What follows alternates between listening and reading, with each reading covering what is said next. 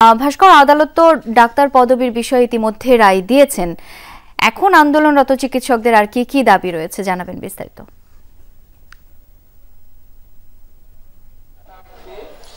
শাওন, মূলত আদালত যে রায়টি দিয়েছেন সেই রায়টি কিন্তু আন্দোলনরত চিকিৎসকদের যে 5টি দাবি ছিল সেই 5 দফার মাঝখানে একটি দফার ক্ষেত্রে আদালত রায় দিয়েছে। চিকিৎসকরা কিন্তু বলছেন আদালতের এই সিদ্ধান্তকে তারা স্বাগত জানাচ্ছেন এবং তাদের যে আজকের আয়োজন সেই আয়োজনে তারা অনেকটাই খুশি আদালতের এই রায় শুনে। এখন তারা বলছেন যে সকল ম্যাথস শিক্ষার্থীরা ম্যাথস থেকে পাশ করে এখনও দেশের বিভিন্ন স্থানে চেম্বার করার মাধ্যমে অথবা বাড়ি বাড়ি গিয়ে রোগী দেখে প্রেসক্রিপশন দিচ্ছে, সেই ব্যবস্থা দ্রুত সেটি বন্ধের জন্য দ্রুততম সময়ে ব্যবস্থা নিতে হবে।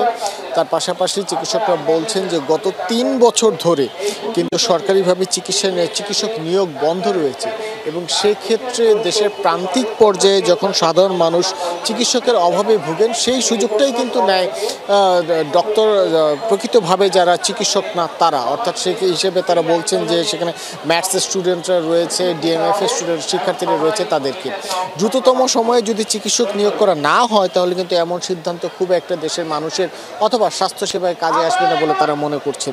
তৃতীয়ত, চিকিৎসকরা কিন্তু বলছেন যে সব জায়গাতেই শুধুমাত্র চিকিৎসকের স্বল্পতা নয়, একই সাথে চিকিৎসার যে সরঞ্জামগুলো রয়েছে সেগুলোর অভাব রয়েছে।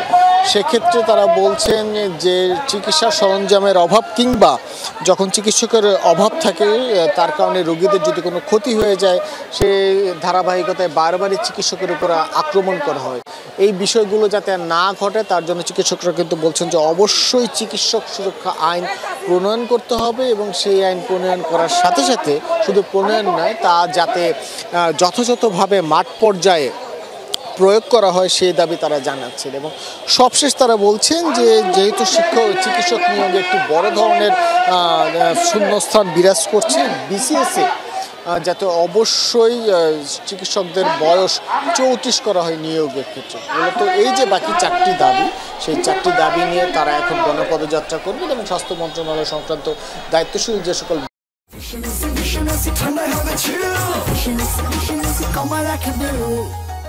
আমরা একটু যেতে চাই চট্টগ্রামে সহকর্মী আল আমিন শিকদারের কাছে। আল আমিন, আদালতের রায়ের পর আন্দোলনকারী চিকিৎসকরা কি বলছেন এখন?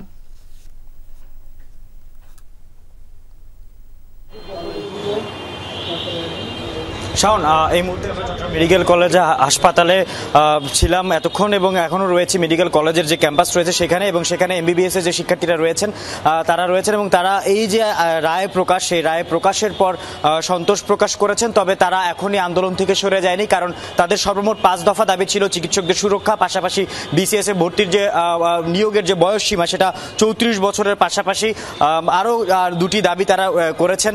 সেই দাবিগুলো পূরণ না হওয়া পর্যন্ত তারা আন্দোলন থেকে সরে আসছে না। তবে তারা প্রাথমিক যে তাদের দাবি ছিল সেটা হচ্ছে যে এমবিবিএস এবং বিডিএস ছাড়া কেউ ডাক্তার পদবি ব্যবহার করতে পারবে না। এই বিষয়ে যে হাইকোর্ট থেকে রায়টি এসেছে তার সেইটিতে তারা সন্তুষ্ট এবং সেই বিষয়গুলো নিয়ে আমরা একটু কথা বলবো। আপনারা আজকের রায়ে কতটা সন্তুষ্ট এবং পাশাপাশি আরও 4টি দাবি নিয়ে, সর্বমোট 5টি দাবি নিয়ে আপনারা আন্দোলন করছেন, সেই দাবিগুলো মানা না হলে আপনাদের পরবর্তী পদক্ষেপগুলো কি থাকবে? আমরা প্রথমত আজকের রায়ে আমরা আসলে সন্তুষ্ট বলতে আমাদের এই দাবিটা বা এই রায়টা আসলে অনেক আগে হওয়া দরকার ছিল, তারপরেও দেরিতে হলেও যেহেতু হয়েছে আলহামদুলিল্লাহ। যেহেতু এটা জনস্বার্থের একটা রায় এবং এই রায়টা পৃথিবীর কোথাও আসলে নিয়ম নাই এমবিবিএস এবং বিডিএস ছাড়া কেউ ডাক্তার লিখতে পারবে, তো এই জন্য আমরা মোটামুটি আজকে খুশি। কিন্তু আমাদের যে 5 দফা তার মধ্যে এটা মাত্র 1 দফা ছিল, প্রথম দফাটা। সো আরও যে 4 দফা, এই 4টি দফা বাস্তবায়নের দায়িত্ব হচ্ছে মন্ত্রণালয়ের।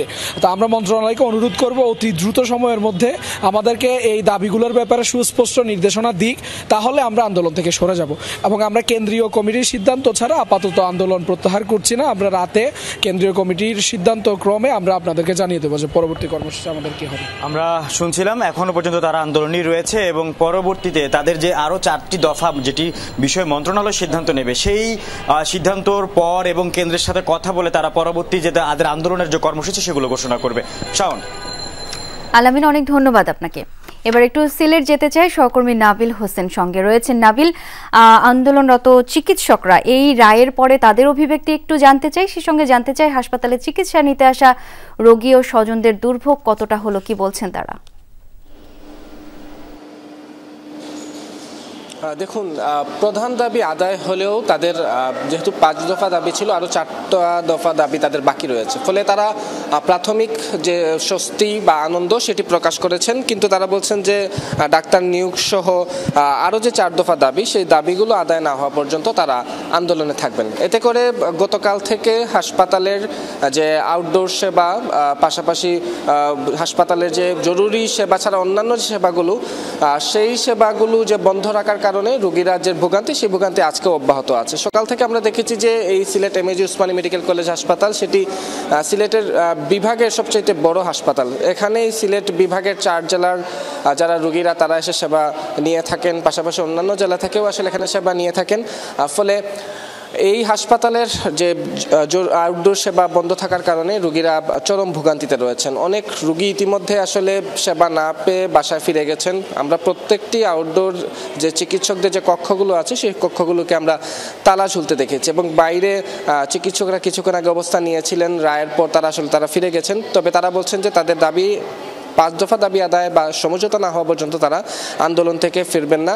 এবং এতে করে হাসপাতালের ইন্টার্ন চিকিৎসকদের সাথে সাথে মিড লেভেলের চিকিৎসক, বিশেষজ্ঞ চিকিৎসক সবাই একযোগে আন্দোলনে যাওয়ায় হাসপাতালের ভর্তি রোগীরাও কিন্তু চরম বিপাকে আছেন। বিশেষ করে ইন্টার্ন যে ডাক্তার, হাসপাতালে প্রাণ বলা হয়, তারা যেখানে হাসপাতালে সেবা দিচ্ছেন না, ফলে ভর্তি রোগী, বাহিরের যে বহির্বিভাগের সেবা নিতে আসা রোগী প্রত্যেকেই ভোগান্তিতে রয়েছেন। শাওন। নাবিল, ধন্যবাদ আপনাকে।